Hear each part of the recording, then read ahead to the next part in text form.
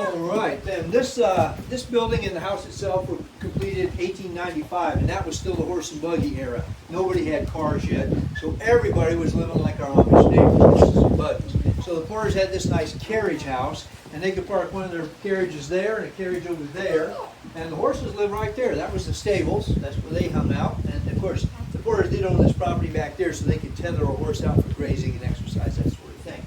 And this is not Gene Stratton Porter's buggy, but it's very similar to it. The style is correct, the color is correct, but it's a bit smaller than hers, and we know what hers looked like because the man who drew the picture I showed you of her in her swamp clothes there, he illustrated the first edition of the book Freckles, and he stayed in the cabin for about 2 weeks drawing what he saw. So he saw her dressed in her swamp clothes, and he saw her buggy, and this is an illustration from Freckles that shows the buggy. And the only difference between this picture and this one is that this one's a bit bigger. This was actually a doctor's buggy from that era. And doctors didn't need a big buggy to go on house calls. They just had their little black bag, right? And they put that in and they went out. But Gene had all kinds of photographic equipment. And in this drawing, there's a step ladder sticking out of the back of the buggy. So we put ourselves a beat up old step ladder back there because that's what Gene would have had. So this is what you would have seen the bird woman roaming around in. Now this room here, that little room there is where their hired man, their gardener caretaker lived. His name was Johnbrenner, and his photograph, when you all come by and look in there, his photograph is on the chair, so that's what John looked like. He was a Civil War veteran. We believe he moved into that room in the year 1900 when he was 60 years old.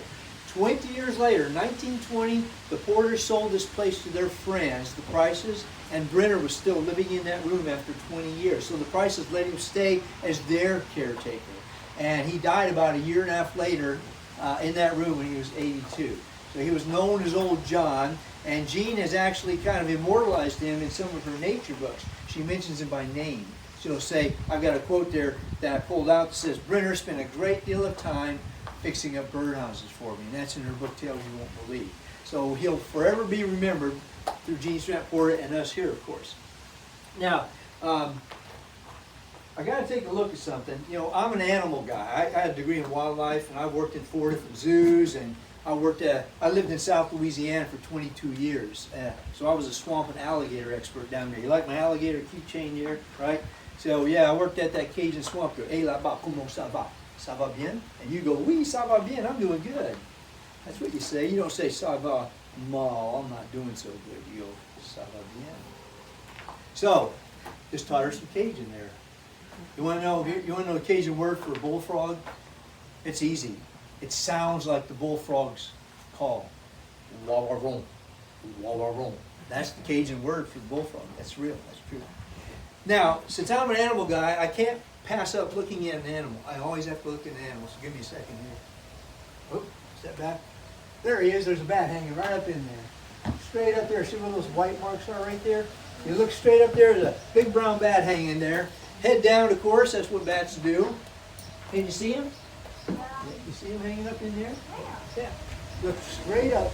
Stand right here. Look straight up in there. Anyway, he hangs out there a lot. Not every day, but most days he's hanging out there. Now, I want to mention that wall since it is raining. I'll just talk about the wall in here. Oh, there's Bill.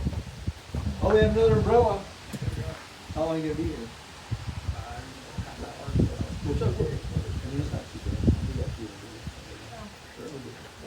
All right, that fence that you see there, when you came in, you may have noticed it, and as you walk through, when we go to the house, take a look. That is a one of a kind. You're never going to see probably another fence like it. The idea for it came from Jean. She wanted kind of an animal-friendly fence that wouldn't block out any critters that couldn't get over a stone wall, like a rabbit.